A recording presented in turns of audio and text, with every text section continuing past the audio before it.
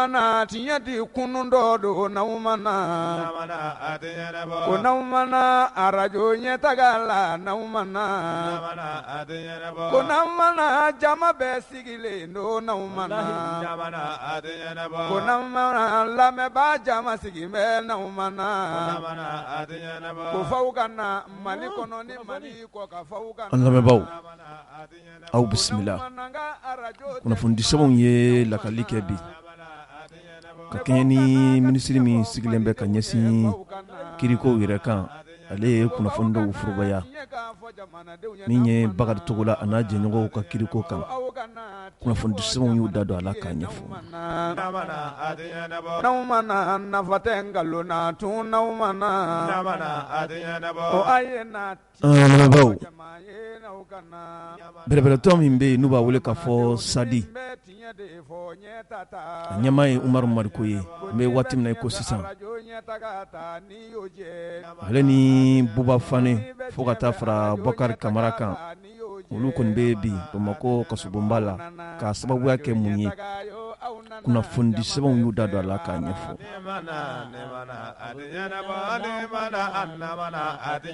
Aw nana arajo ɲɛtaga nana aw nalen jama bɛɛ sɛwara.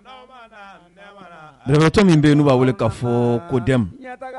olu kɔni kɛn bɛ bi k'u ka dusumakasaw jira ka ɲɛsin jɛkulu ma, jɛkulu min n'u b'a wele k'a fɔ Yɛrɛwolo Debout sur le Rempart kɛrɛnkɛrɛnnenya la a ɲɛmaa Adama Ben Jara. A ye kɔrɔfɔ dɔw fɔ ka ɲɛsin olu yɛrɛ ka maire minnu bɛ bi Baɲankara mara yɛrɛ kɔnɔna na. Kunnafoni di sɛbɛnw y'u da don a la k'a ɲɛfɔ. Alors min ye Faranskaw ka minisiri min sigilen bɛ ka ɲɛsin u ka kɛlɛkɛcɛw ka koɲɛ ɲɛnabɔw ma n'o ye Florence Parly ye. Ale ye damasun ye ka kunnafoni dɔw bɔ ka bin. Mali yɛrɛ kɛn bɛ bi ka wulikajɔ min kɛ ka ɲɛsin kɛnɛrɛ ye kana kulu min bɛ n'u b'a wele k'a fɔ groupe Wagner. Kunnafoni di sɛbɛnw y'u da don a la k'a ɲɛfɔ. Mali kɔ ka faw ka na ko n'aw mana ka arajo tɛ kuma bi n'aw mana. Lamɛnbaaw ninnu de ye dɔnkibaru fanbaw ye minnu bɛna labɛn ka lase aw tulo kan. Aw denkɛ n'aw badenkɛ Ibrahim Jawara fɛ. Nɛgɛ kɛrɛfɛ o bɛ Amza Sidibe bolo fulakɛ Wɔrɔntan. Aw bisimila. N'aw mana nafa tɛ nkalon na tun n'aw mana o a ye na tiɲɛ k'a fɔ jama ye n'aw ka na jamanadenw ni min bɛ tiɲɛ de fɔ ɲɛta ta. An lamɛnbaaw aw bisimila. Kunnafoni min bɛ an bolo bi sɔgɔmada in na o tɛ kunnafoni duman ye. Minha khalaqnakum wa fiha nu'idukum wa minha nukhrijukum taratan ukhra. Kunnafoni sɛbɛnw ye a yira k'a fɔ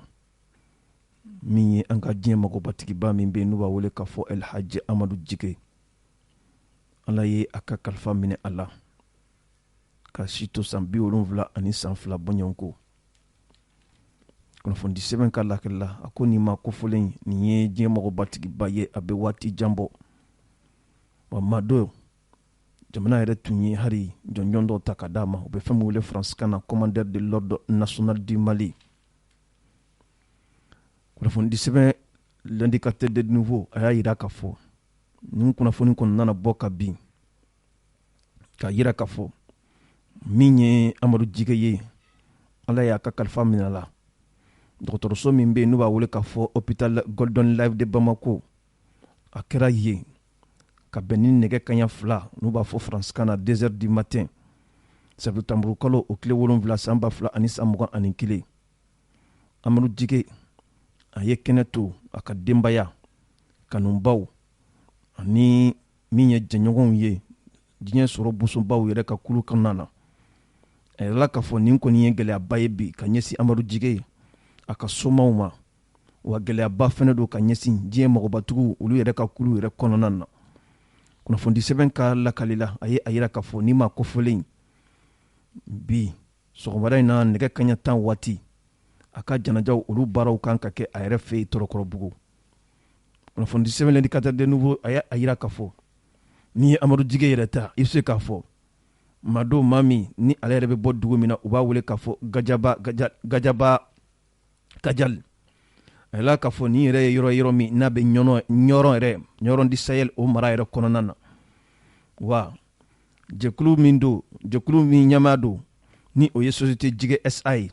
a ye waati jan kɛ o baaraw la a ye baaraw cakɛbɔdaso caman dayɛlɛ o dɔ ye k'a fɔ galerie Jige SA Bamakɔ yɛrɛ sugu bon yɛrɛ camancɛ la a yɛrɛ la k'a fɔ nin ye maa ye maa min adamadenya tun ka bon a yɔrɔ ko k'a dama tɛmɛ a tun bɛ maaw mako fana dilan ani maaw tun donnen don ɲɔgɔn na kunnafoni sɛbɛn y'a jira k'a fɔ duwawu kɔni bɛ kɛ nin maa kɔfɛlen in ye a kɔnna si min na Ala k'o di a kɔmaaw ma an yɛrɛ fana bɛ an ka duwawu fara kunnafoni sɛbɛn ka duwawu kan k'a ɲini an dabama fɛ nin maa kɔfɛlen Ala ka ɲin'a la k'a dayɔrɔ sumaya a y'an kɔ min na Ala ka nɔgɔya an aliw ta jɛ min na Ala ka bɛɛ lajɛlen nɔgɔya diɲɛ ye taaɲɛ an b'i kɔ de ye kunnafoni an y'a sɔrɔ sɛbɛn min kɔnɔ u k'a ma ko l'indicateur de renouveau Kunamana lamɛbaa jama sigi bɛ n'aw mana ko faw ka na Mali kɔnɔ ni Mali kɔ ka faw ka na ko n'aw mana ka arajo tɛ kuma bi n'aw mana ne k'aw ka na ka tiɲɛ fɔ malidenw ye an lamɛbaaw l'indicateur de renouveau kelen ka kɛɲɛ ni a ka nin kunnafoni bɔli ye daɲɛ 3,449 ka bɛn septembre kalo wala k'a fɔ décembre kalo tile 8 san 2021 min ye an ka minisiri min bɛ ni ale sigilen bɛ ka ɲɛsin kiriko olu yɛrɛ kunkanko kow ma ale ye kunnafoni dɔw forobaya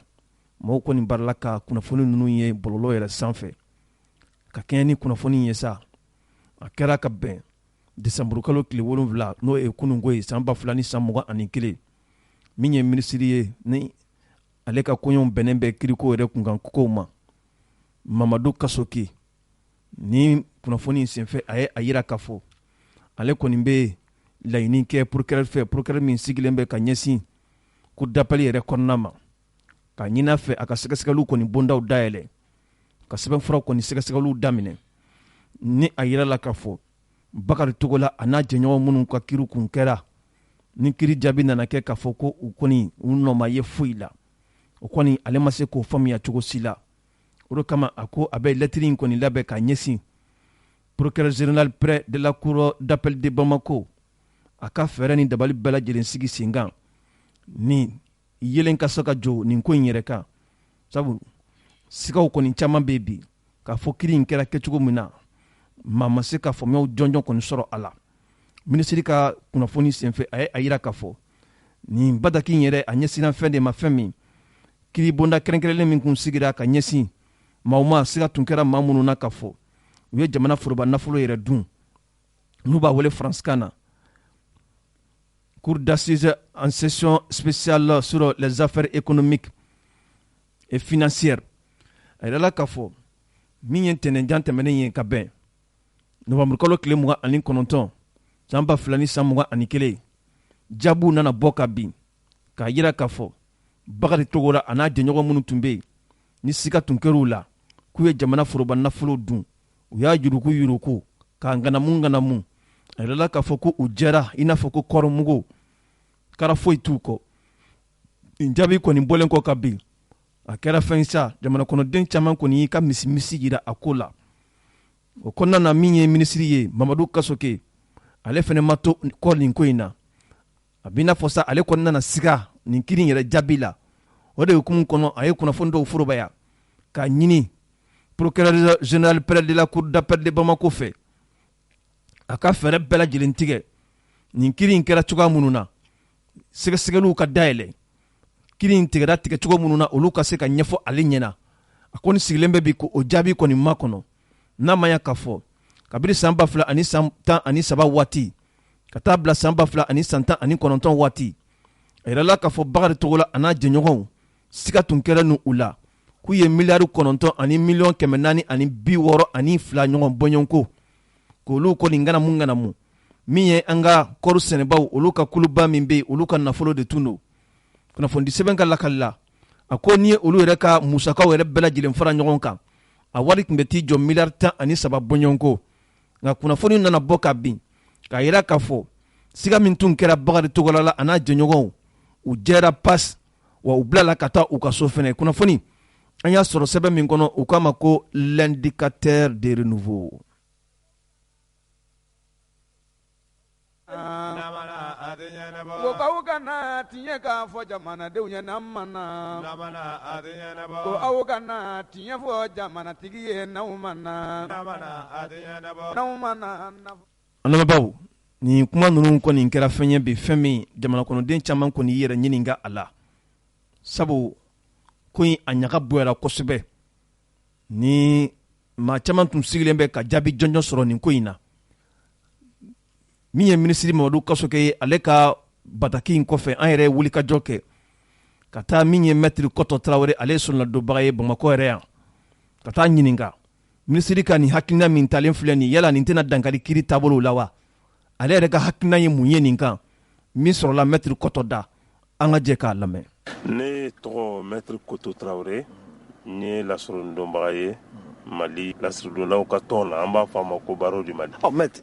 kuma dɔw bɛ yen tuma dɔw la a ka ɲi sariya dɔnbagaw i k'olu de ɲininka a la. Min ye ministre de la justice ye, a ye kunnafoni dɔw forobaya k'a bɛ laɲini kɛ procureur général fɛ ka se ka sɛgɛsɛgɛli dɔw dayɛlɛ Bagatogo la ka kiiriko kunkankow kan. Ni maa min ye ɲininka o, ne kɔni siɲɛ fɔlɔ ye ka nin mɛn fɔlɔ. Ni n bɛ bila minna Jawara, n b'i fo yanni n ka n da dɔn kuma la. An bɔra ka ministre ka sɛbɛn ye, sɛbɛn min bɛ procureur général yamaruya ka sɛgɛsɛgɛli kɛ, sɛgɛsɛgɛli min bɛ se ka to ale bɛ se ka dɔn cogoya min na, ale kiiri in tigɛra cogoya min na. Parce que Bagatogo la ka dossier n'a a nɔfɛ mɔgɔw ma dogo mɔgɔ si la. Jawara, san 3 de bɛ dossier in 2 fo 3 dossier in bɛ senna. Dossier kana juge tan k'a fɔ o tigi nɔ t'a la, walima a man kan ka kɛ tan, ka kan ka kɛ nin taabolo la. A balila ministre la, comme a balila jamana kɔnɔ den caman na. Parce que dossier in, n'i ye dossier in lajɛ ka a kunkanko mɛn, ka kɔnɔko ye, ka ye min kɛra kɔnɔ fo ka se bi la. Bon, ni jugement nana kɛ tan nɔ. Ministre a fɔlɔ de ye nin ye, an bɛ se k'a fɔ nin bɛ se ka kɛ sababu ye walasa an ka jamana in yɛrɛ kɔnɔ kiiritigɛlaw ye ala jɔyɔrɔ de la an bolo bi, parce que olu de bɛ anw cɛ kumaw fɔ, an cɛ kow kɛ. Yɔrɔ n'o baara in bɛ kɛ fo o baara in ka se ka kɛ ni ladiriya ye, ni sariya ko k'a ka kɛ cogoya min na. Maintenant n'a ma kɛ, ni o ma kɛ o kɛcogo la, dɔw bolo ou bien fanga bolo, parce que ni ko kiiritigɛla n'o ye juge ye, jamana ka baarakɛlaw de u bɛ baara fana kɛ ni sariya de, sariya senda de. Donc u mana décision fɛn fɛn ta, ni a décision in jamana bolo a ma taa olu ka jimin sira fɛ, a ma kɛ sariya ka kɛcogo la, o fana ye jamana ka hakɛ dɔ ye ka sɛgɛsɛgɛli kɛ k'a dɔn est ce que sariya de fɔ, sariya baara in kɛra ni sariya de ye wa ou bien baara in ma kɛ sariya kɔnɔna la. N bɛ f'i ɲɛna jamana wɛrɛw bɛ yen n'i ye jateminɛ kɛ comme Rwandaw ɲɔgɔn na, nin bɛ yen nɔ. Ni kiiritigɛla ye kiiri tigɛ, ni a yera k'a fɔ kiiri ni sariya tɛ taa fan kelen yɛrɛ la, u bɛ enquête dɔw dayɛlɛ, u b'a fɔ ko enquête administrative, ka sɛgɛsɛgɛli kɛ kiiritigɛla min ye kiiri tigɛ, ka sɛgɛsɛgɛ est ce que a ye baara in kɛ sariya ko k'a ka kɛ cogo min. N'a yera k'a fɔ baara in kɛra o kɛcogo in na, a fɔra a banna. N'a yera k'a fɔ ko a baara in ma kɛ a kɛcogo la, a nɔ bɛ min na a bɛ se ka kɛ sababu yɛrɛ k'a bolo bɔ kiiritigɛla pewu. O bɛ kɛ Rwanda jamana kan, a bɛ kɛ jamana caman kan. Mais est ce que nin t'a yira tuma dɔ la k'a fɔ sigana dɔ nana minisiri la nin ko in na? Waati dɔ la ale de tun bolo bɛ dossier in na polo économique kɔnɔna. Jawara, n ye o de fɔ ko sikana bɛ na la, parce que Bagatogo la ka kiiri n'i ye jateminɛ kɛ k'ale to procureuria la, ale tun de procureur du pôle économique et financier. Ale de ye Bagatogo la nɔ mina fɔlɔ ka sɛgɛsɛgɛli kunfɔlɔw bɛɛ kɛ, dossier ka sɔrɔ ka yɛlɛn ka na chambre d'accusation na, Bagatogo la ka liberté ɲini. A fɔra ko liberté tɛ se ka d'i ma parce que nin fɛn mun fɔlen de don, ko mun de don, ko denninw tɛ, ko juguw de don. An b'a ɲini fɛ i ka caution sara, caution min sarala cour chambre d'accusation na, n'i y'a lajɛ a caution bɛ taa dɔɔni b'a jɛ miliyari 4 na. Jawara, o kɛni b'a yira k'a fɔ ko fɛn min fɔlen tun b'a ma ko dennin tɛ. Bon, procureur min ye kiiri daminɛ, ala in bɛ s'a ka ko la, kiiri nana kun cɛ k'o to ministriya la. Bon, ale b'a dɔn min bɛ dossier kɔnɔ, ale b'a dɔn a ye nominali kɛ kun min na fo ka taa se bi ma. Bon, n'o kiiri tigɛra cogoya wɛrɛ la, ale dun de ye ministre de la justice ye. Jawara, vraiment hakɛ de don a bolo, a ka ɲini k'a dɔn min kɛra. Ni min kɛra kɔnɔna la, parce que a yɛrɛ ka lettre b'a yira k'a fɔ ko sikana b'a la yɛrɛ, daluya b'a bolo min b'a yira k'a fɔ ko ma kɛ a kɛcogo la, o daluya b'a bolo. Bon, ale min bɛ dossier in dɔn kosɛbɛ, n'a b'a kɔnɔ ko dɔn, ale dabaliya banna. N'i ye jamanaden wɛrɛ ta, o jamanaden n'i y'a sigi 100 i bɛ taa sɔrɔ 60 bɛɛ dabali bannen de. Nin sera ka kɛ cogo di? Surtout que an bɛ jamana in wagati min na, kan jawara jose ba kelen min be transition bolo lakana kɔfɛ o ye yuruguyurugu kɛlɛ ye de mais n'a fɔra ko o yuruguyurugu kɛlɛli o baara ninnu bɛ kana kuncɛ nin waleya in kan tan nɔ jawara a ka kan jamana ka ɲini k'a dɔn mun de kɛra mun de ma ɲa mun de tun bɛ dossier kɔnɔ ni olu tun t'a kalan o ye wajibi de ye et puis nin ye a fɔlɔ de ye an k'a ye ministre yɛrɛ parce que ministre bɛ baara kɛ jamana tɔgɔ la jamana de ye laɲini kɛ jamana yɛrɛ k'a dɔn mun de kɛra a ka kiiritigɛlaw fɛ mais n tɛna kɛ furuku ye ministre ni kiiritigɛlaw ni ɲɔgɔn cɛ nin man kan ka kɛ furuku ye ministre ni kiiritigɛlaw cɛ ni kiiritigɛla min b'a dɔn k'a fɔ i ye kiiri tigɛ e y'a tigɛ sariya ko k'i ka tigɛ cogo min i y'a tigɛ ni ladiriya ye i yɛrɛ bolo a man kan ka kɛ furuku ye aw ni ɲɔgɔn cɛ jawara parce que baara jawara n'i b'a kɛ jamana tɔgɔ la i ka kan ka ɲininka wagati la e bɛ ka nin kɛ nin kɛra mun de la i ye nin kɛ nin ma kɛ ka da mun kan ni ɲangeli min bɛ jawara o ɲangeli bere ka ta ka di kan il faut que an sera sa nin waleyaw de ka kɛ jamana in kɔnɔ jamana in nin de ye jamana in jɛ o de nana jamana in fana bi fo denga kɔnɔna la donc a man kan ka kɛ sababu ye k'a fɔ k'a bɛna furugu don kiiritigɛlaw ani minisiri cɛ ne ye kiiri tigɛ n ye waleya kɛ ne ko n y'a kɛ sariya kɔnɔ minisiri ko k'a ɲini k'a dɔn n'a kɛra sariya kɔnɔ i b'a ye minisiri jaabi ni dalilu ye dalilu min b'a yira k'i ye baara kɛ sariya kɔnɔna na a banna o a man gɛlɛn nin kiiri in kɔnɔna na laɲini kɛra min fɛ ko ka enquête dayɛlɛ o n'o ye procureur général ye ale ka nɔrabila tun bɛ kiiri kɔnɔna na o jɔyɔrɔ kɛra mun ye nin kiiri in kɔnɔna na jawara a ma dogo bɛɛ la laɲini kɛra procureur général min fɛ a ka sɛgɛsɛgɛli kɛ a ka nɔrɔbila min tun bɛ kiiri don na nɔrɔbila in y'a fɔ k'a fɔ maa ninnu ni bilali man kan a ko dalilu fɛn fɛn yiral'u fɛ dalilu in ye dalilu labɛnnen de ye a y'o fɔ a ka fɛn kɔnɔna la mais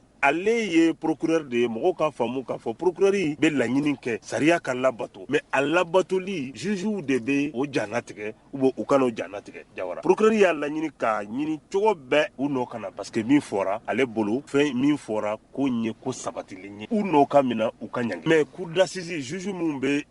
jaabi di olu ko ayi procureur ye min fɔ u ma taa n'o taasira ye n'u y'a fɔ k'a fɔ u nɔ bila ka bɔ kiiri la mais procureur n'a ka ko bɛɛ procureur ye laɲini a se ye min ye sariya ye taabolo min d'a ma an y'a mɛn k'a fɔ ko u ye pourvoi kɛ décision in na décision in bɛ sisan a bɛ taa cour suprême na. n b'a jira k'a fɔ minisiri ka nin kuma in kiiri ma ban tuguni. ayi kiiri ma ban ka da mun kan ni procureur ye pourvoi kɛ dossier bɛ taa chambre criminelle de la cour suprême de la a bɛ taa juge yen. bon ni olu y'a ye k'a fɔ jaabi min taara juge ninnu fɛ cour d'assises jugew fɛ jaabi jɔlen de don a fɔra a banna procureur ka pourvoi min kɛra o bɛ rejeté mais n'a yera k'a fɔ procureur ka pourvoi ye pourvoi jɔlen don jaabi min taara cour d'assises fɛ chambre criminelle de la cour suprême bɛ se k'o wuli ka bɔ sisan e bɛna kɛ kiiri ma tuguni cour d'assises kelen ɲɛkɔrɔla la mais a bɛ kɛ ni juge wɛrɛw ye.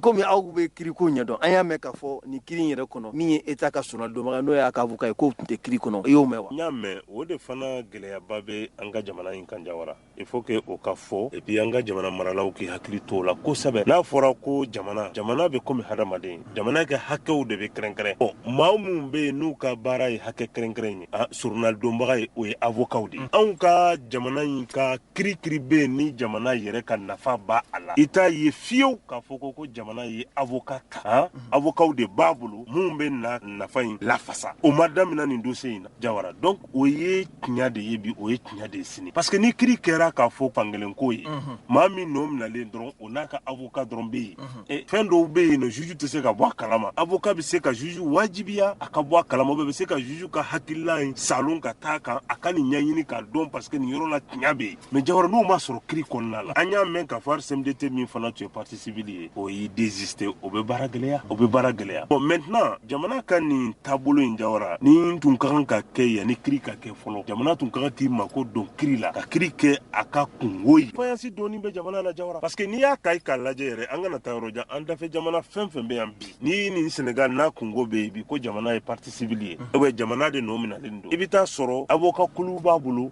mun b'a ka hakɛw defa i y'a faamu bon an ka jamana in kɔnɔ yan nɔ fɛn dɔ bɛ yen an b'a fɔ a ma la direction générale du contentieux de l'État bon u bɛ wonu bila ka jamana ka hakɛw mais danbo o la o c'est à dire kiiri ko fana ye a dɔnbagaw ka baara de ye jawara surtout kiiri min bɛ yen ni wari min kuma bɛ sen na wari fitinin tɛ bon nin fana jalaki in bɛ ta ka bin an ka jamana kan ni ministre de la justice min bɛ yen binganiya min b'a la bi ka kow yɛlɛma a ka nin ta ka nin fara ka bolo kan ka baara fana kɛ ni nin ye c'est à dire jamana kungo mana wuli u ka ka laɲini ka maaw ɲini usurunal dɔnbagaw ɲini jamana fana ye mun bɛ se ka jamana ka hakɛ lakanda sariya kɔnɔna la jawara a bɛ kɛ sababu ye fɛn caman bɛ kɛ kiri kɔnɔna la firinga caman bɛ kɛ kiri kɔnɔna la taa yan fɛ n'a yan fɛ bɛnbɛn yan caman bɛ kɛ kiri kɔnɔna la o bɛ bɔ a la o parce que a tɛ se ka kɛ o ka bɔ kaw Badiri ka kuma laban ne ka kuma laban ye min ye jawara vraiment ni ŋaniya min taara ministre fɛ nin ti ŋaniya jugu ye an bɛ ala de deli nin ka kɛ ko ye ko min bɛ na se ka to sen na maa n'i ye fɛn fɛn kɛ i ka se ka ɲininka a la i y'a kɛ ka da dalilu jɔn kan n'i y'a kɛ ka da sariya ka dalilu kan a fɔra ka ban n'i m'a kɛ o kan jawara i ni ɲangeli min ka kan o ka b'i kan n'o ma kɛ walahi jamana in tɛ bɔ kɔlɔn kɔnɔ et puis kɛlɛ min fana de daminɛlen filɛ nin ye k'u ka yuruguyurugu kɛlɛ maa minnu ye jamana sigi kɔlɔn kɔnɔ n'an tora ka taa ta a k'a fɔ ka kɛlɛ bɛ sira sɔrɔ a bɛ gɛlɛya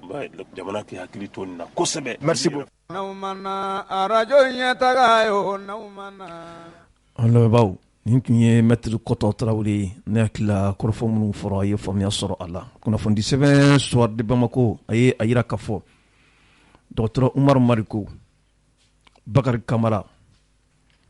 Buba Fane a yɛrɛla k'a fɔ ninnu kɔni u lamɛnnen kɔ kiiri tigilamɔgɔw fɛ u bilala ka taa Bamako kasubunba la yanni ka se février kalo nata o tile 15 san 2022 ka kɛɲɛ sa ni Yusufa Konate ale ka fasiri ye a ye a yira k'a fɔ parti min bɛ yen n'u b'a wele k'a fɔ SADI n'o ye parti Solidarité Africaine pour le Développement et l'Indépendance dɔgɔtɔrɔ Umaru Mariko ka fara Bakari Kamara kan ani Boubacar Sumaworo ni a mandiya tɔgɔ ye Buba Fane ye a yɛrɛla k'a fɔ kunun ko u taara lamɛn kiiri tigilamɔgɔw yɛrɛ fɛ Bamakɔ sigida 4 na yɛrɛ la sariya nɔgɛnba min bɛ yen n'u b'a wele k'a fɔ procureur de la République o kɛlen ko k'u lamɛn a y'u bila ka taa Bamakɔ kasobonba la kunnafoni sɛbɛn ka lakali la a ye a yira k'a fɔ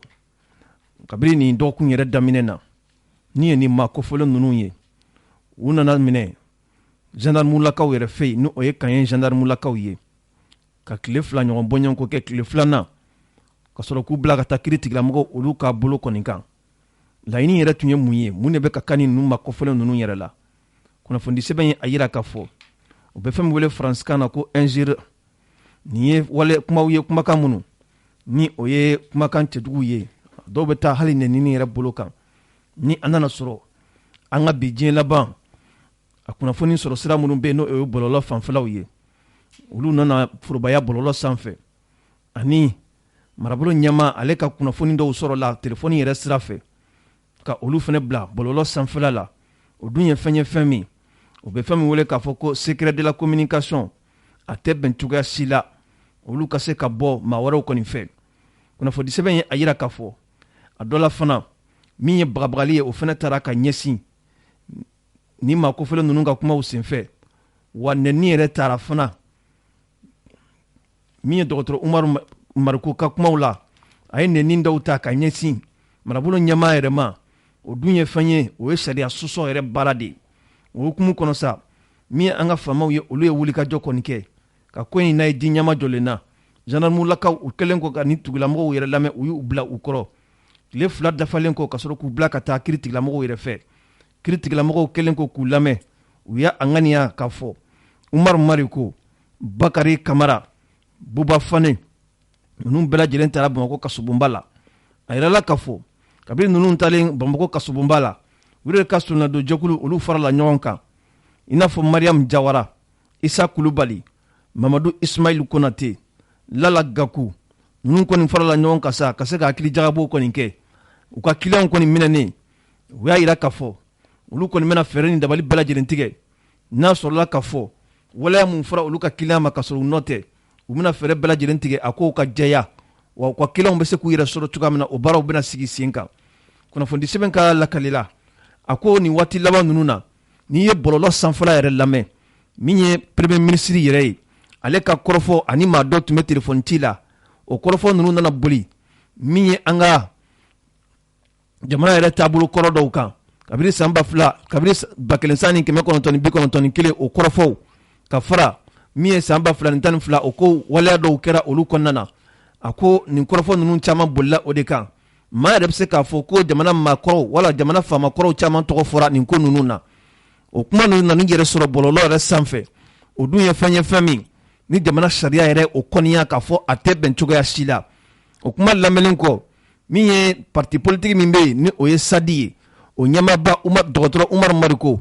ale fana ka kumaɲɔgɔnya dɔ senfɛ ani kuma kɔni fɔra cogoya min na ani Kamara yɛrɛ ka kumaɲɔgɔnya dɔ senfɛ ale ye kɔrɔfɔ dɔw fɔ min tɛmɛna ani minisiri ɲɛmaa ni ɲɔgɔn cɛ o kɛra dantɛmɛ kuma dɔw ye a dɔw yɛrɛ la nɛnini yɛrɛ sɔrɔla a kɔnɔna na o dun tɛ bɛn jamana sariya kɔnɔ cogoya si la o de hukumu kɔnɔ kiiri tigilamɔgɔ u nana kanu ka ninnu maa kofɔlen ninnu bila ka taa Bamakɔ kasobonba la u ka kiiri yɛrɛ a waati fɔ o de bɛna bɛn février kalo nata tile 15 san 2022 kunun ko min ye parti politique sadi ye olu ye ɲɔgɔn lajɛba kɛ k'u ka nin hakilina ninnu ko minnu kɛra olu ka ɲɛmaa la k'u ka hakilinaw yɛrɛ fɔ a la radio Kayira a yɛrɛ kɔnɔna na an ka ciden tun bɛ yen ni o ye monsieur Kulubali ye ale ye Salifu Mandela jire ɲininka ko in yɛrɛ a kɛra cogo di olu ka hakilina ye mun ye ko in kan min sɔrɔla Salifu Mandela jire da an ka jɛ ka dɔɔni lamɛn o la. Salif Mandela, Jiré, mais tout le monde dit Mandela Jiré, Mandela Jiré. Bon, Radio Kayira corona là parce que ni Oumar Marko réseau de communication Radio Tangelelo, Nyemga Sobe Oumar Marko, Oumar Marko té né de adjoint. Étant donné que bi Oumar Marko la responsabilité de tout le réseau revient à moi. Né de Radio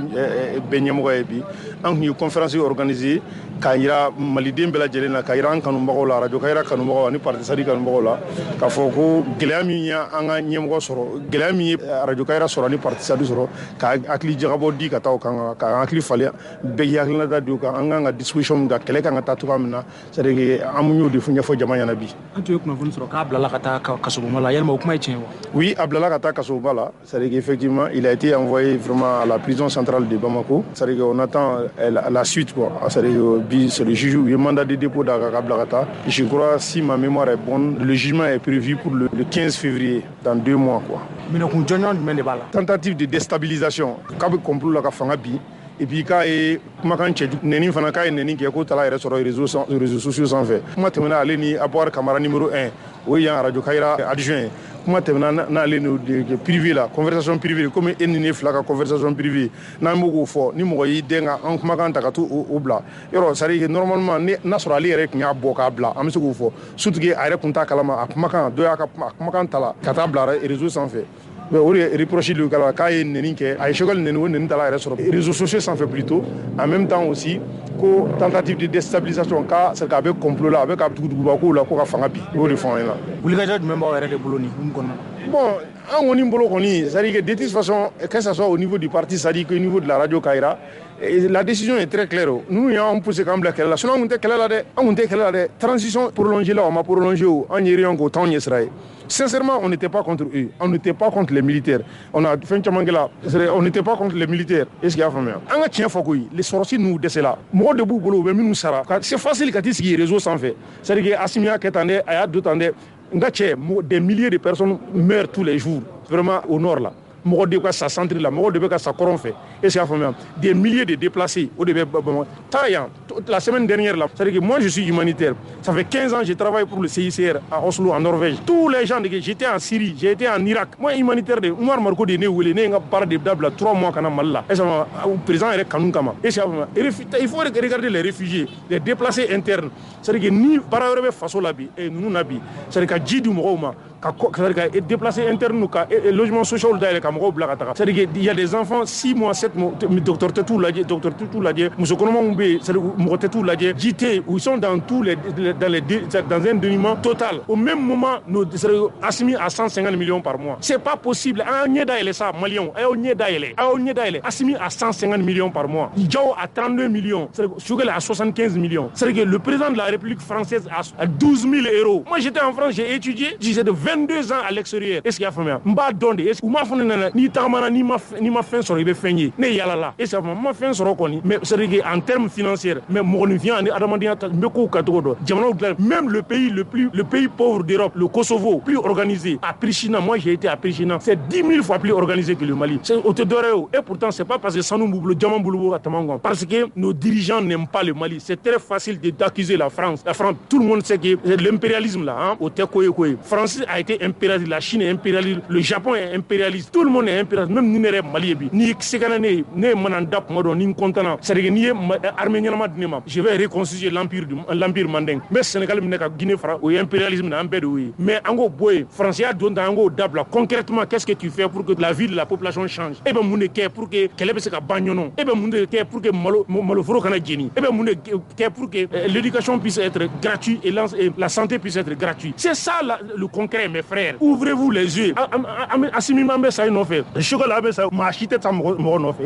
Idéal de Bana, on se bat pour un idéal. Ces gens-là, ils n'ont pas de projet de société. Autour de c'est-à-dire que moi, on n'a qu'à directeur, la patrie est dans une situation qui est en bécan à donner des blagues. Mettre les gens qui sont capables de faire le travail. Ces gens-là ne peuvent pas. Le 26 août. Mais M5 RFB a manifestation maquée au nom du MDP. Nous, on n'a pas envoyé de l'argent. Moi, j'étais au Mexique, mais j'ai envoyé de l'argent. J'ai envoyé 300 000 francs plusieurs fois. Ça veut dire qu'on a participé, même on a participé. Nous sommes du MDP, nous sommes du SADI. C'est à ce titre-là qu'on a payé. On est fiers vraiment d'avoir payé. Juste pour te dire que je te le jure aujourd'hui, Mali, quelqu'un qui n'a jamais voyagé pense que vraiment il y a tout le Mali. Comment mais comment mettre fin à ça? C'est ça la vraie question, mes frères. Réfléchissons à ça. Il n'y a pas de souci, mais demande-leur de trouver une solution. C'est très facile de dire que l'hélicoptère n'en a de l'autre. Comment faire pour arrêter le bain de sang? C'est ça le vrai problème aujourd'hui. Arrêter le bain. Parce que c'est facile.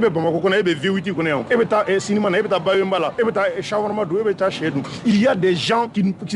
leur vie est en danger. Comment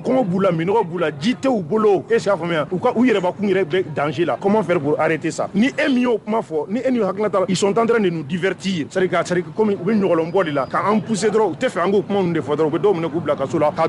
Il faut nous divertir.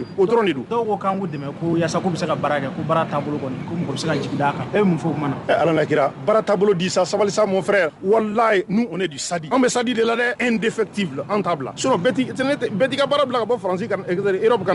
plus de 22 années. Ni on est Fangata, Nasro Fangat Mamboulou. Et j'ai fait dans 3 mois, on va se français, lettres sur le coup. Très clair. On a trouvé ça en union. D'où tu t'as là? Où tu sais ça? Est-ce qu'il y a fait? Où tu sais ça? Le temps est le meilleur jus. À ça, fait tout boulot, en gagnant et tout qu'on a là. Est-ce qu'il y a fait? Ça serait parce que, ou Carlente,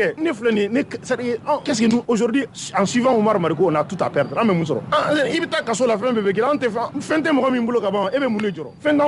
On a tout à perdre. Est-ce que vous comprenez? On a tout à perdre. Eux là,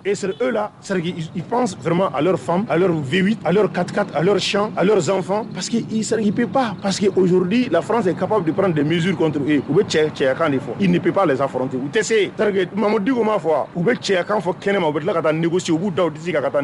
Or, avec nous, ça va comme ça. Or, nous, on est anti-impérialiste à 100%. Tout le monde le sait. Ça a été en 2012, quand il y a eu le coup d'État. Aflako, FSD, qui était contre pour l'arrivée des Français ici? Tout le monde était pour l'arrivée des Français. C'est le Sadi. Et pourtant, nous, on était à Paris, en plein Paris avec les Mohamed là. On a marché contre l'arrivée des Français contre l'arrivée des forces françaises. Même nous, Malabiko, Français Kata.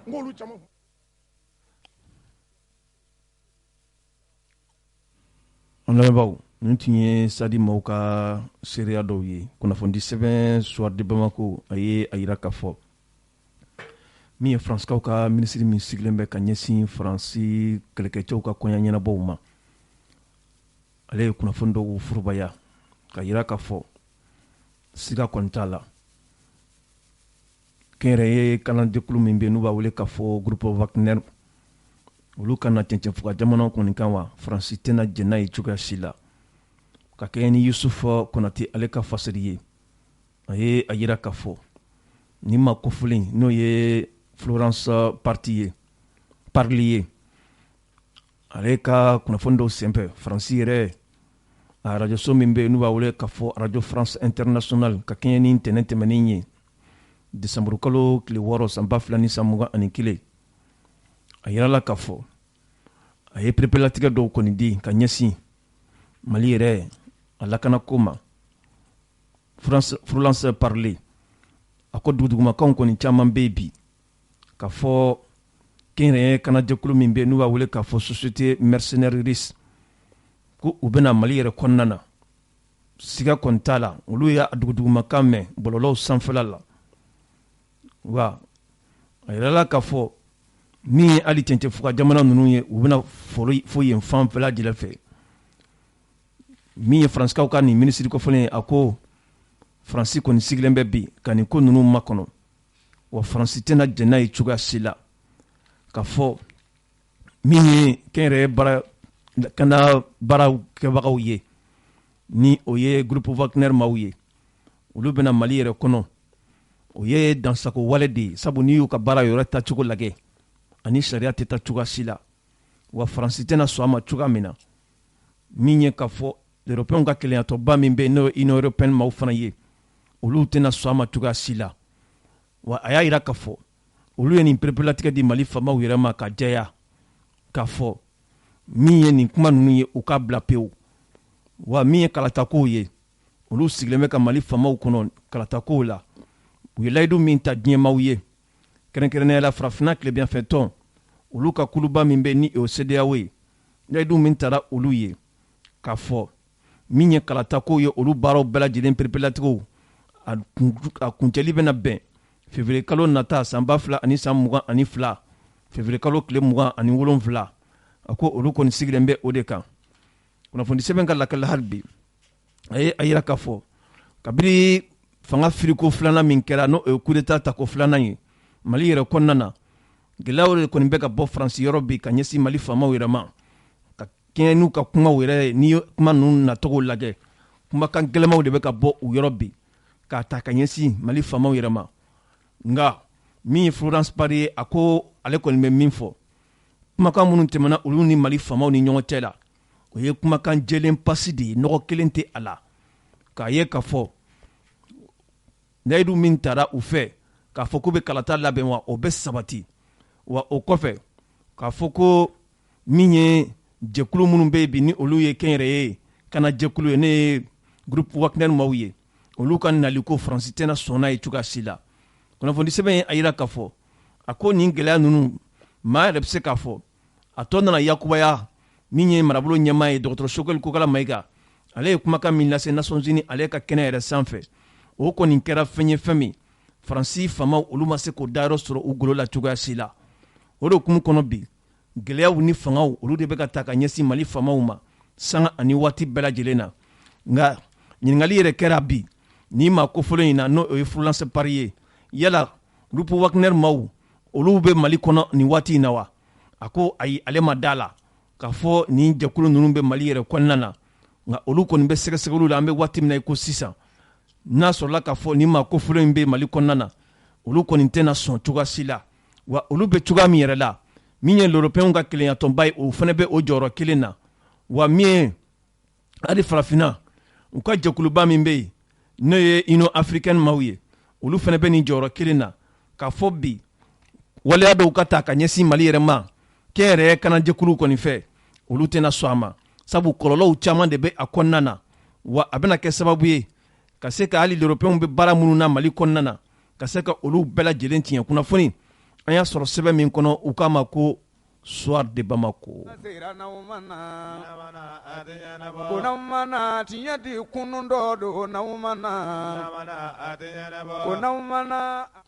an lamɛnbaaw o Soir de Bamako kelen a ye a yira k'a fɔ bi kow kɔni ɲagaminen bɛ bi min ye k'a fɔ bɛrɛbɛrɛtɔ min bɛ yen n'u b'a wele k'a fɔ CODEM o président n'o ye Fuseni Amion Gindo ye a mandiya tɔgɔ ye Pulo ye ale kɔni kɛn bɛ bi ka damakasi kɔni bɔ ka ɲɛsin Mali kiiriso tigilamɔgɔw yɛrɛ ma ka ɲini u fɛ u ka fɛɛrɛ bɛɛ lajɛlen sigi sen kan min ye Adama Bɛnna Jara ye a ye kɔrɔfɔ dɔw fɔ ka ɲɛsin olu yɛrɛ ma ani bagabagali dɔw ka ɲɛsin olu ma u bɛ fɛn min wele faransikan na diffamation et menace grave ale kɔni ye damakasi kɛ ka ɲɛsin Mali kiiriso tigilamɔgɔw ma u ka fɛɛrɛ bɛɛ lajɛlen kɛ ka nin kɔrɔfɔ ninnu lamɛn ka se k'u ka baaraw kɔni kɛ ka kɛɲɛ ni Umar Angoyiba ale ka fasiri ye a ko a dɔ la sa yala nin tɛ kow kɔni baw faratɔ ye wa min ye jɛkulu min bɛ yen n'u b'a wele k'a fɔ CODEM ani mouvement yɛrɛwolo debout sur les remparts olu kɔni bɛ sɔn ka taa ɲɔgɔn sama-sama la an bɛ waati min na i ko sisan kɛrɛnkɛrɛnnenya la u ka ɲɛmaa min bɛ yen n'o ye Adama Ben Jara ye ale ka kɔrɔfɔ dɔw senfɛ a ye kunnafoni dɔw bɔ ka bin ka kɛɲɛ ni ntɛnɛn février ka kɛɲɛ ni ntɛnɛn décembre kalo tile 6 a ye kunnafoni kɛnɛ dɔ sigi u bɛ fɛn min wele faransikan na ko conférence de presse o kunnafoni kɛnɛ in senfɛ a ye jalaki dɔw ta ka ɲɛsin ko dem ani parena olu ka maire minnu bɛ yen Bayankara mara yɛrɛ kɔnɔna na a ye olu jalaki kosɛbɛ ka a fɔ waleya minnu bɛ ka kɛ Bayankara sigibaw yɛrɛ fɛ ne o ye désobéissance civile kɛli ye a ye a yira k'a fɔ nin kɔni ye kodɛmu ni parena mɔgɔw ka eli minnu bɛ yen nin ye olu ka baara de ye ka maaw kuma yɛlɛma ka ɲɛsin jamana fanga yɛrɛ ma n'a ma ɲɛ k'a fɔ gɛlɛya dɔw taara ka ɲɛsin sɔngo o maaw ma a kɛra sababu ye maa caman kɔni bɔnɛna u ni na o hukumu kelen kɔnɔna na n'a yera k'a fɔ dugu sigibaw bɛ ka muruti fari de da bi k'a fɔ k'u bɛna taa désobéissance civile la u b'u ban jamana yɛrɛ ka hakɛ caman bɛ ka se k'a labato nin kɔni ye fɛn ye ale fɛ o man ka kɛ nka ale kɔni b'a dɔn maa minnu bɛ ka nin kɛ bi o de ye politikimaw ye kɛrɛnkɛrɛnnenya la parena ani kodɛm ne ka kuma tɛ kunnafoni di sɛbɛn de y'a fɔ sabu jamana in kuma bilama a ka gɛlɛn kosɛbɛ kunnafoni di sɛbɛn ka lakalila a ko nin kɔrɔfɔ kɔni bɔlen kɔ ka bin min ye kodɛm ɲɛmaaba ye n'o ye Fuseni Amiyon Gindo ye ale ma a ko bila dagagirinda la a ko ale dabali banna k'a ye k'a fɔ maa ka sɔrɔ jamana kɔnɔ min bɛ nin kuma sugu ta ka ɲɛsin politikimaw ma minnu bɛ wulikajɔ la u ka dugu yɛrɛ ye ka se ka dugudenw yɛrɛ lakana nin ye kuma min ni a gɛlɛyara olu kɔni ma kosɛbɛ sabu Adama Ben Jara u ka kɔrɔfɔw la hali bi a taara yɔrɔ la yɔrɔ min n'a ko nin maa kofɔlɔ ninnu kɔni bɛ fɛ ka tasuma de don jamana kɔnɔ wa ka maaw joli kɔni woyo jamana kɔnɔna na a ye a yira k'a fɔ ninnu kɔni tɛ maa si ka hɛrɛ ye n'a ma ɲɛ k'a fɔ jamana bɛ ta bɛɛ lajɛlen kan ka fara ɲɔgɔn kan wa ale dalen b'a la k'a fɔ jamana kɔnɔdenw u ye nin maa kofɔlen ninnu ka ko taabolo kɔni faamuya Fuseni Amiyon Gindo a ko ale kɔni ma se k'a faamu n'a ma ɲɛ k'a fɔ nin ye maa ye maa min n'a bɛ CNT yɛrɛ kɔnɔ jɛkulu min bɛ yen n'o b'a wele faransikan na Conseil national de transition o maa do o k'i da fa nin kuma sugu la ka ɲɛsin politikima kɔni ma olu kɔni fɛ u tɛna sɔnni ma cogoya si la wa olu bɛna wulikajɔ kɛ ka ɲini kiiri tigilamɔgɔw fɛ nin nkalon min taara ka da u la ani nin kumakan minnu nɔrɔla olu la u ka se ka jɛya kosɛbɛ jamana kɔnɔdenw ka se ka faamuya sɔrɔ wa a b'a dɔn k'a fɔ kiiri tigilamɔgɔw u bɛ wulikajɔ la ni ɲɔgɔnna fɛn fɛn kɛra u ye a ta u yɛrɛ ye ka sɔrɔ tuma dɔ la hali sɛjili ma kɛ olu yɛrɛ ka fanfɛla fɛ wa Fuseni Amiyon Gindo a n'a ka parti u k'u bɛ nin baara ninnu kumakan minnu fɔra ka ɲɛsin olu ma u bɛ a kɔniya fo ka taa se a dan na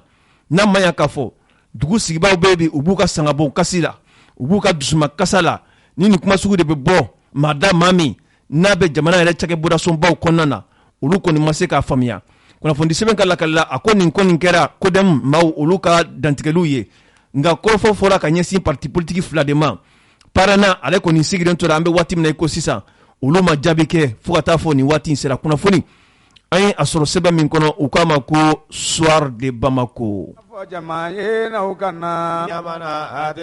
jamanadenw ni min bɛ tiɲɛ de fɔ ɲɛta ta ko ni bɛ tiɲɛ fɛ arajo ɲɛtaga ta ni y'o jɛ ko ni bɛ tiɲɛ fɛ arajo ɲɛtaga ta ni y'o jɛ an baw ka kɛɲɛ ni Sɔngo ale yɛrɛ gɛlɛya ye wulikajɔ min kɛra papalikɛlaw fɛ ka ɲɛsin dugu sigibaw ma a yɛrɛ la k'a fɔ den tanni minnu bɛ sin na o maa 8 bɔɲɔgɔnko de bɔnna u ni na u ma min u ma bɔn nin kɔni kelen don gɛlɛyaba ye bi wa Bayankara yɛrɛ mara dɔrɔn tɛ yɔrɔ caman bɛ yen bi minnu bɛ bi ka kule lakanabaliya o ye a sababu ye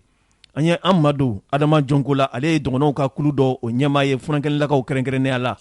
ka ale ɲininka nin lakanabaliya in ale yɛrɛ y'a faamu cogo di fura jumɛnw de bɛ sɔrɔ a kɔnɔna na min sɔrɔla a da kɔnɔ an ka jɛ ka dɔɔni lamɛn o la Nations Unies mɔgɔw y'a fɔ an ye mois de juillet tɛmɛnen le secrétaire général l'a dit que jusque-là le Mali n'a pas une stratégie de stabilisation du centre donc ils appellent les autorités maliennes au co stratégie de réfléchir fɔlɔ parce que an y'a ye ni ko min kɛra dɔrɔn o yɔrɔ bɛɛ état-major bɛ réunir ka décision dɔ ta k'o yɔrɔ ko dilan cogo min donc au cas par cas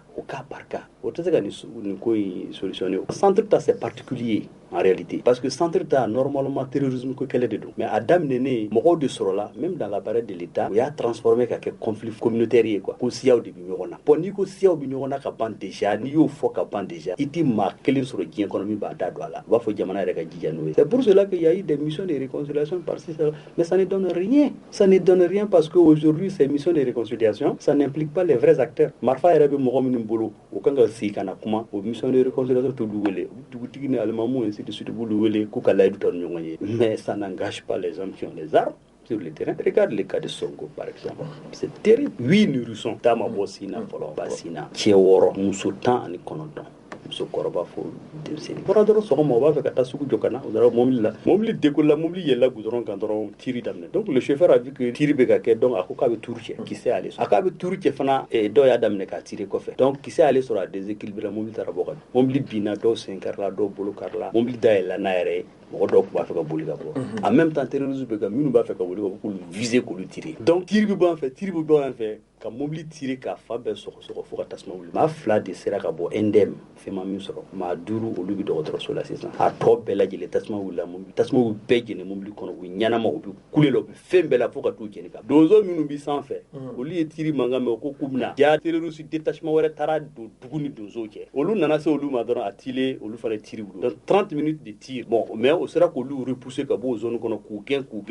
fo ka ta finalement au bolla quoi. Mais moi docteur terrorisme ka jamana ola o yure clan flade o mais yoro saba yereke do nana da dugu ni kanche donzo kanche do nana da mumli bina wuli ka gudrom na romna do nana dai do dara mumli kofe do minu dara mumli nyefa ani mumli kofe wulu koni de ni kolangolo nke foka mogo jeni ka ban maintenant sekuru min kanga bo donzo ka sekuru min kanga bo ka kana dugu la kana laje fembe ils ont été pris à partie aussi sur la route donc o de a tuere oluma sekana se mobili niveau là o bina mobili niveau là watimi o kelen ka nu gang parce que olu donzo ka tiri fanga boyana ni terroristes donc ils ont décroché donc si on le véhicule est calciné à 80%.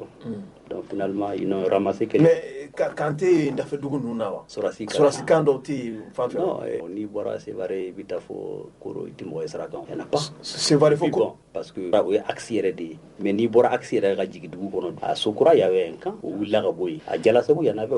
à Ségué y en avait où là Koulogo y avait un détachement où là à Wonkoro c'était pareil à Djankabu où là à Dinaguru bon Dinaguru ils sont là mais à Yoru au Boula, Djungani au Boula. Donc ils ont laissé l'espace comme ça. Donc aussi ça, les terroristes dans cette zone-là, on veut circuler Tchogobi ou Tcha. Wa ni Duguminga ko keta ni oluta mabe. Aywa, o Dugu ka boy. Et Kanagala ko Bouloda ainsi de suite. Non, on veut oluka boy. So abi son utama wa oluka boy. Encore aujourd'hui le marché est divisé en deux. Le marché des femmes, le marché des hommes. Nous n'en avons pas ni minga kulushi kodi tigelente wal maika muso kumbirlende wal makodish comme ça. C'est-à-dire que la jaba dando. Donc il se passe là-bas des choses inimaginables. Téléphone te won koro aujourd'hui. Yala soko ati, kundoko ati, sokora ati. Donc tout ce qui se passe là-bas, ça se passe en vase clos. Ni mo mi bora kana domina, c'est information do so. No te film baby do kan. Donc la kana franchement Jawara ya tseka foka bankwa o ya ramification no yere sorofo nyona aujourd'hui à dogo free mo nani ou sara ko furu kono no tire ku faka fuf donc il y a beaucoup de mobili mi fena ni ajenna ni mo yo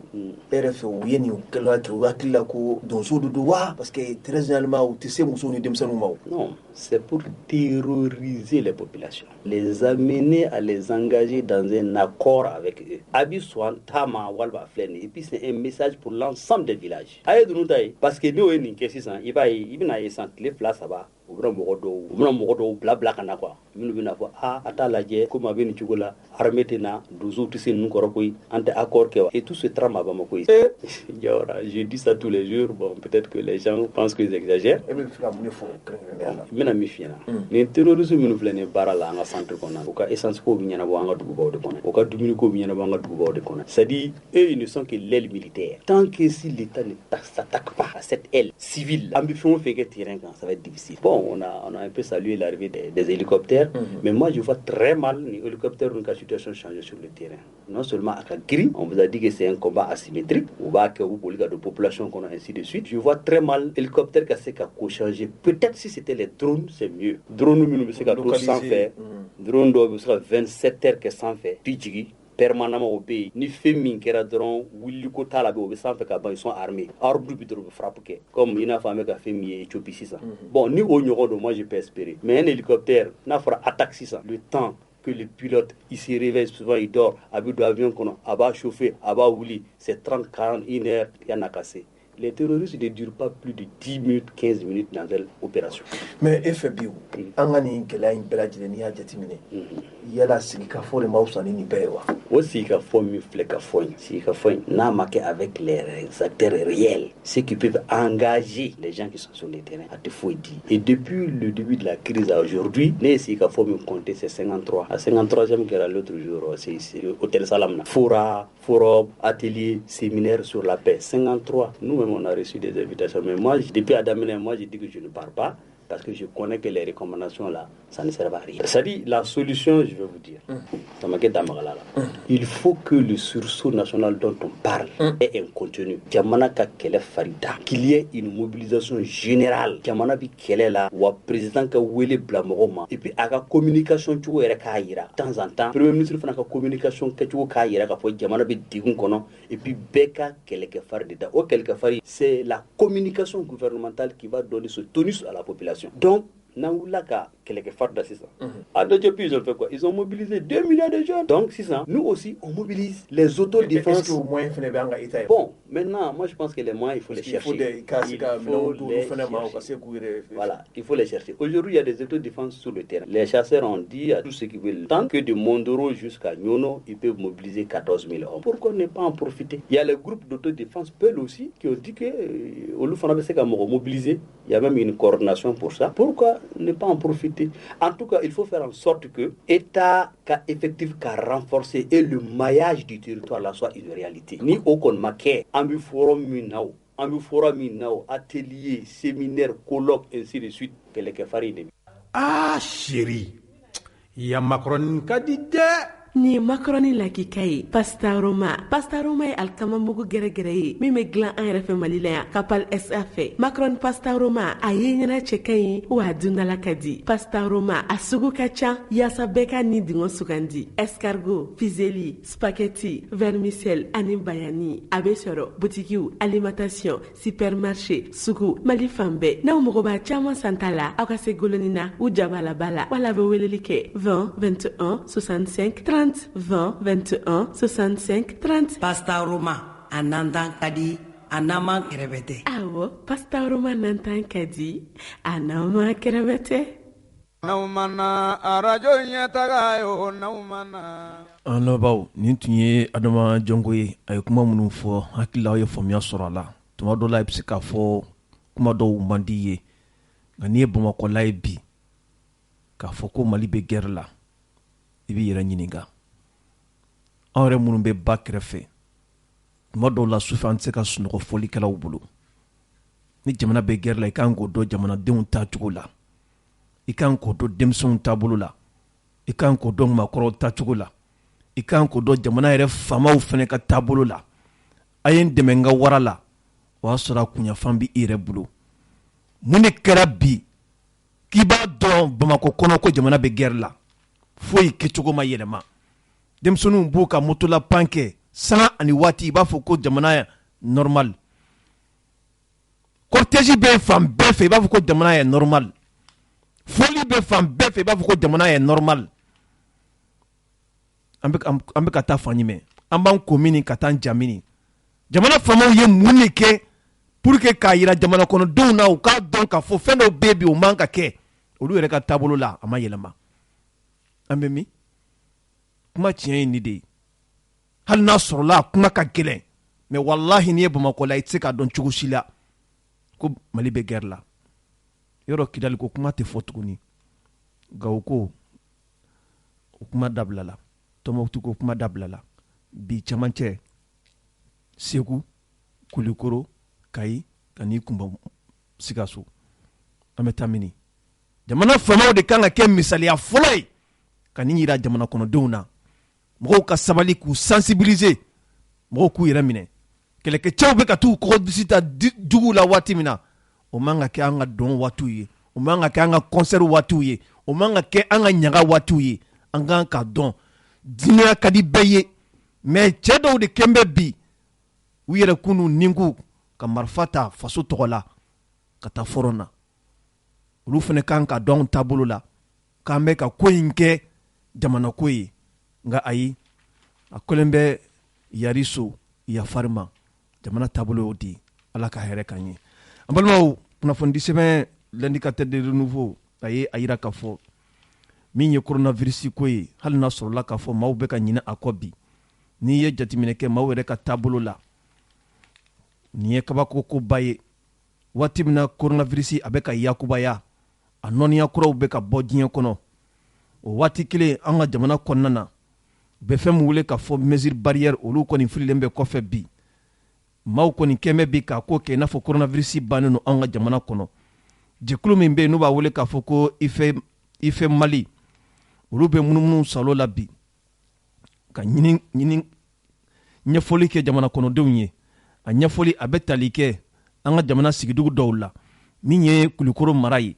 Sikaso mara Segu mara Kayi mara ani Bamakɔ district yɛrɛ kɔnɔna na wulikajɔw bɛ ka kɛ bi ka coronavirus a vaccin yɛrɛ kɛcogo ɲɛfɔ laɲini minnu bɛ yen kɛrɛnkɛrɛnnenya la cɛw ani wala k'a fɔ muso ani denmisɛnninlakaw ka olu kɔni lafaamuya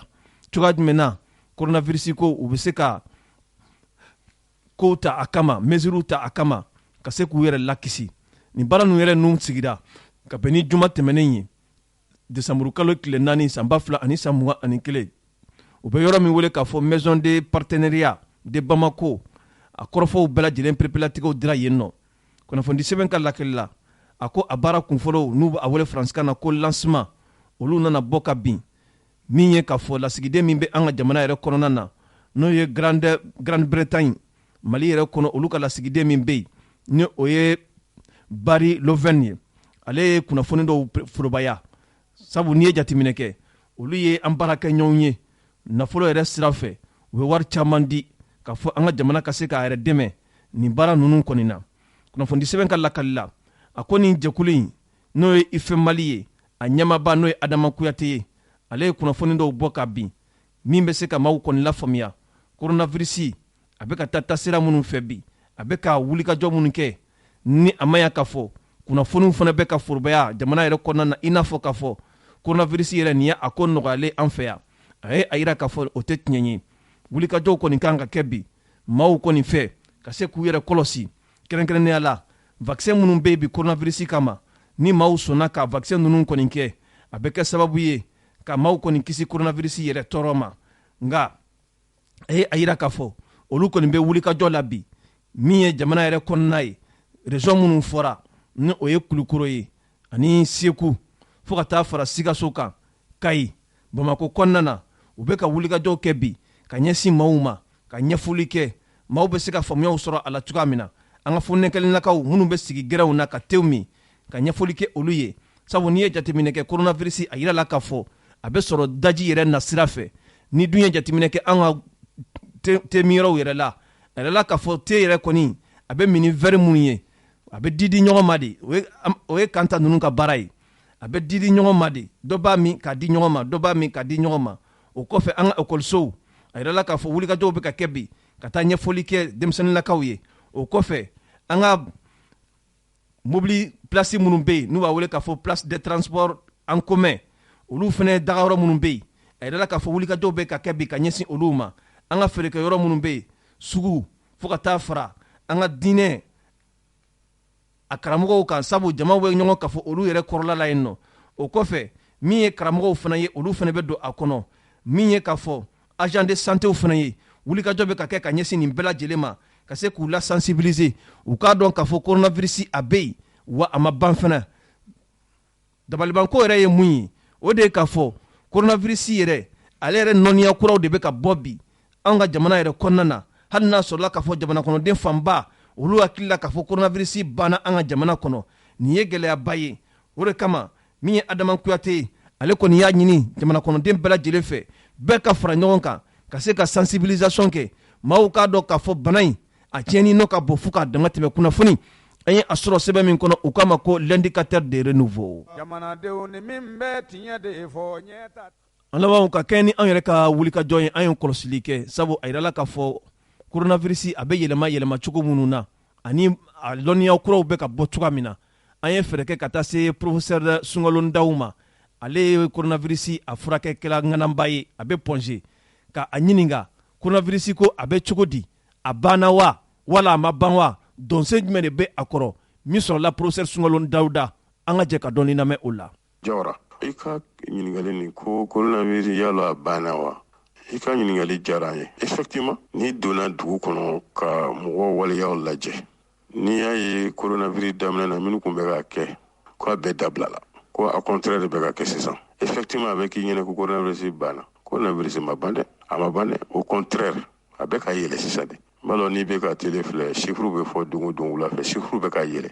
sa tɔ fana bɛ ka caya de an b'a kɔlɔsi ni novembre sera tuma i b'a ye k'a fɔ coronavirus bɛ yɛlɛ n'a yɛlɛmina jamana tɔ kan a bɛ yɛlɛ a bɛ ka yɛlɛ yan dɛ a bɛ ka yɛlɛ yan de ɔhɔ a bɛ ka yɛlɛ kosɛbɛ yɛrɛ de wa sa tɔ fana bɛ ka caya a bɛ ka yɛlɛ bon an kɔni bɛ se ka min fɔ mɔgɔ ye mɔgɔ ka janto yɛrɛ la hali bi an ka janto yɛrɛ la bɛɛ ka janto yɛrɛ la ka sin ka bana nin kunbɛn min b'a kɛlɛ i ka o bɛɛ matarafa pour que ka se ka i yɛrɛ tanga bana ma ala k'an tanga ma a ma nɔgɔ parce que kɔlɔsi bɛ yɔrɔ min na sisan mɔgɔw banna mesure barrière ma kelen fila mɔgɔw banna vaccin fana ma a ko gɛlɛyara dɛ parce que n'i ma dɔ kɛ i ka dɔ kɛ n'i sera ka fila bɛɛ kɛ o cɛ ka ɲi n'i ma dɔ kɛ kɔni i ka dɔ kɛ e tɛ se mesure barrière la masque tɛ i nun na walima i tɛ ka masque supporter kelen ko gel tɛ i bolo k'i tigɛ ko fila ayiwa ko tigɛ di ko i se ka dabila saba ayiwa taa vaccin kɛ wa n tɛ nin si kɛ n tɛ boli dabila n tɛ réunion dabila n tɛ furusiri dabila n tɛ baptême dabila mɔgɔ bɛ jɛnajɛ yɔrɔ yɔrɔ n tɛ se k'a dabila n tɛ vaccin fana kɛ ayiwa a ko gɛlɛyara dɛ a gɛlɛyara yɛrɛ de i ka jija i k'i se k'o dama yira kɛ min yɛrɛ cɛ ka ɲi ka mesure barrière kɛ ka tila k'i vacciner o fila faralen ɲɔgɔn kan ayiwa k'o tɔ bɛ to ala bolo adamaden i ka se fitinin ala y'a d'i ma i k'o ka se fitinin kɛ i ka adamadenya seya la k'o tɔ bɛ ala de bolo sisan ala mais se fitinin min dɛ ala ye min fanga don i la dɛ e k'o kɛ ban n'ala ye ɲɔ d'i ma ɲɔ da ban n'i y'a dan ala b'a fali n'ala y'a fali ala b'a mɔ n'ala y'a mɔ a b'a caya k'a multiplier yirika k'a d'i ma n'a mɔna i ka taa i ka ɲɔ fana tigɛ ala ye hakili d'i ma ka tila k'o fanga d'i ma ko i yɛrɛ k'o kɛ ban voilà inchallah donc ko bɛ nin cogo de la sinon coronavirus bi kɔni a bɛ ka mɔgɔ kɔnɔma dɛ kɔnɔma yɛrɛ bɛ na bɔ yɔrɔ min na sisan a kɔrɔ wɛrɛ de bɔla sisan ko omicron y'a dɔn coronavirus fana bɛ ka kɛ comme kabila bɛ cogo min na a bɛɛ ye coronavirus ye mais virus bɛ yɛlɛmɛ de ale bɛ yɛlɛmɛ de i n'a fɔ du kɔnɔ sisan i bɛ taa sɔrɔ dɔw jɛlen don dɔw finen don dɔw ka jan dɔw ka sɔrɔ dɔw ka bon dɔw ye fitinin ye coronavirus fana bɛ ten de variance min bɔra sisan mɔgɔ kun sigara la i b'a sɔrɔ ale bɛ ka yɛlɛma ka teli ni tɔw ye mɔgɔ sɛgɛra la est-ce que nin bɛna vaccin bɛ se ka nin kunbɛn parce que nin ka yɛlɛmani cayara dɛ ani yɛlɛmani tɔ ma kɛ kelen i bɛ taa sɔrɔ kɛmɛ sarada la i bɛ taa sɔrɔ 30 yɔrɔ bɛɛ san yɛrɛ ale la est-ce que vaccin bɛna se k'a reconnu k'a kɛlɛ wa o question fana bɛ yen mɔgɔ k'a janto yɛrɛ la mɔgɔ ko ten ko bana kunbɛn ka fisa ni bana furakɛ ye vaccin y'a kunbɛn o vaccin ma kunbɛn o n'i sera ka i yɛrɛ tanga ni mesure barrière a kana se i ma o de cɛ ka ɲi dɛ n'a nana ye ko vaccin bɛ dɔ k'a la ayiwa alhamdulillah a kɛra protection fila ye mais n'a nana fɔ ko ayiwa e tɛ ka mesure barrière foyi de kɛ kelen foyi ayiwa ko vaccin fana ma kɛ e kɔni bilala i yɛrɛ ye tɛ sa ko bɛ nin cogo de la inchallah donc ni ɲininkali wɛrɛ b'i bolo an b'i ka bila la assalamu alaikum warahmatullahi wabarakatuh. Alɔnbaw nin tun ye professeur Sunkalo Ndaw ye o kɔfɛ sa min ye taji feere yɔrɔ min bɛ n'u b'a wele k'a fɔ station Baraka olu ye tajibo feere yɔrɔ kura dɔ dayɛlɛ Sogonikokaw yɛrɛ fɛ sigida 6nan na ka bɛn ni kununko ye an ka maa tun bɛ a kɛnɛ kɔnɔ Amadu Gindo a ye seereya minnu sɔrɔ an ka jɛ k'o lamɛn. An bɛ don min na i ko bi maa caman hami ye bolifɛn sɔrɔli ye kɛrɛnkɛrɛnyana sen 2 ka taa se sen 4 ma nka an b'a dɔn k'a fɔ an ka bolifɛnw yaasa u ka se ka si sɔrɔ fo taji feere yɔrɔ ɲumanw de ka dayɛlɛ yaasa taji ɲumanw bɛ se ka sɔrɔ cogoya min na ka kɛ bolifɛnw na. Sajo Bacili ale ye sɔrɔ bosonba ye an fɛ Mali kɔnɔ a ye hakilina sɔrɔ ka taji feere yɔrɔ dɔ dayɛlɛ min tɔgɔ ko Baraka. baraka ye tajifere yɔrɔ ye min bolofara ka ca an be don mina ko bi mali kɔnɔna na k'a daminɛ diboli kaye ka na se bamakɔ kɔnɔna ani région wɛrɛw ma station 20 ani kɔ o de b'u bolo an be don mina ko bi o hukumu kɔnɔ sajo bacili ale y'a ka adamadenya fanba kɛ sogonin kɔ a ko ni ala ye nɔgɔya kɛ ale ye a na tajifere yɔrɔ dɔ dayɛlɛ wali kelen nafasɔrɔ yɔrɔ k'a ɲɛsi sogoninkɔkaw ma kunun ko ka bɛn desanburu kalo tile 7 ma san 2021 sogoninkɔkaw fe mayamugu sirafara ale ni ɲamakɔrɔ sirafara ni ɲɔgɔn cɛ a ye station belebeleba dayɛlɛ ka fara a ka station tɔw kan ni o ye baraka ye kɛnɛ kan nisɔndiya caaman sɔrɔla sabu ka daa kan taji kun bɛ ka kɛ maaw kun nɔgɔya bɛɛ lajɛlen na an ka ɲiningali sera amadu kase ma ale ye min fɔ o filɛ ne tɔgɔ ye amadu kase station ye min ni a bɛ société baraka petroleum ka baara hukumu de kɔnɔ station wɛrɛw b'an bolo mali fan caman na bon bi ta in dayɛlɛ kun min b'a la kosɛbɛ o ye parce que PDG yɛrɛ min ye Sadio Bacili ye ale y'a ka denmisɛnniya kɛ sogoninko yan ka kɔrɔbaya sogoninko yan a bangebagaw bɛ sogoninko yan a denmisɛnnin teriw bɛ sogoninko yan de donc a ka laɲini tun ye ni ala tun ye nɔgɔya dɔ k'a ye don dɔ la ka se ka fɛn dɔ kɛ sogoninko o bɛ kɛ i n'a fɔ waleɲuman dɔn ka ɲɛsin sigida ma min ɲɛna a ma don dɔ la o de sababuya y'a to cɛsiri kɔfɛ bi ala barika la station baraka dayɛlɛla sogoninko an b'o de inauguration kɛnɛ sogoninko bɔlen kɔ a la station baraka bɛ a daminɛ diboli ka na se kayi fo ka na bila kati ka se bamako quartier caman na bi an bɛ yɔrɔ min na station 20 ani kɔ de b'an bolo mali fantan 4 bɛɛ lajɛlen kɔnɔ a station kelen o kelen jateminɛw bɛ kɛ baarakɛla tataw kan a ka priorité ye station mana dayɛlɛ yɔrɔ min na k'a ɲini k'a dɔn o sigida kɔnɔ denmisɛnnin minnu bɛ yen n'a ni olu ye ɲɔgɔn ye ka ɲɔgɔn kuma ɲɔgɔnya k'a dɔn minnu bɛ olu la ni baara tɛ olu bolo ka se ka baara d'olu ma c'est ce qu'on appelle la création d'emploi de proximité o y'a ka laɲini belebeleba fanba dɔ ye donc station baraka a bɛ yɔrɔ caman a barika ala ye an bɛ bita min kɛnɛ kan o ye station ye min n'a inauguration kɛra mais dɔ wɛrɛw bɛ senna parce que c'est des projets en cours ni ala ka jɛ ye amadu kase tɛmɛnen kɔ sogonikɔ dugutigi ale fana y'a ka nisɔndiya yira kosɛbɛ ni station dayɛlɛli ko la ne ye lasina sangare chef de quartier de sogonikɔ hakilina bɛn na vraiment a diyara n ye a bonyara ma station dayɛlɛlen yan a ye yan yɔrɔ bila valeur ɲɛnama de la bon o t'a dama ye puisque ni nin baara sugu dayɛlɛ i ka yɔrɔ la i ka denmisɛn caman bɛ kɛ a bɛ kɛ sababu i ka denmisɛn caman bɛ baara sɔrɔ o kɔni vraiment o diyara ne ye o bacili yɛrɛ ye mɔgɔ ɲɛnama don depuis an ye ɲɔgɔn dɔn vraiment bonya ni bonya de b'a ɲɔgɔn cɛ foyi t'a ɲɔgɔn cɛ bonya kɔ nin bɛɛ kɔfɛ an bɛ min fɔ malidenw ye an k'an jija anw yɛrɛ ka taji feere yɔrɔw la sabu o nafolo bɛ to anw fɛ yan a bɛ kɛ sababu ye jamana bɛ yiriwa wa maa caman bɛ yen olu bɛ baara sɔrɔ an lamɛnbaaw nin tun ye station baraka min dayɛlɛla kununko sogonikɔkaw fɛ yen nin tun ye olu ka seereyaw ye an bɛ ala deli ala ka kɛ hɛrɛ ye station tigi yɛrɛ ma hali bi kunnafoni sɛbɛn l'indicateur de nouveau a ye a yira k'a fɔ min ye zone aéroportuaire ko kuma a dunula a bɛ waati jan bɔ bi a yirala k'a fɔ zone aéroportuaire sigibaw olu tun bɛ munumunu na faamaw nɔfɛ u tun ye laɲini dɔw kɛ k'a fɔ min ye jɛkulu kɛrɛnkɛrɛnnen o ka se ka sigi u bɛ fɛn min wele faransikan na commission d'enquête sur la zone aéroportuaire a yirala k'a fɔ faamaw a na kɛ sa u y'u ka kɔrɔfɔ ninnu bɛɛ lajɛlen mɛn kunnafoni sɛbɛn ka lakalila a ko ninnu ye jɛkulu de sigi u bɛ fɛn min wele faransikan na plateforme des habitants de la zone dite aéroportuaire ntɛnɛn tɛmɛnen ka kɛɲɛ ni desanburu kalo tile 6 san 2021 senukaw yɛrɛ fɛ yen u ye jɛrɛba dɔ kɛ u bɛ fɛn wele faransikan na assemblée générale ka yira k'a fɔ min ye commission ye n'o ye jɛkulu ye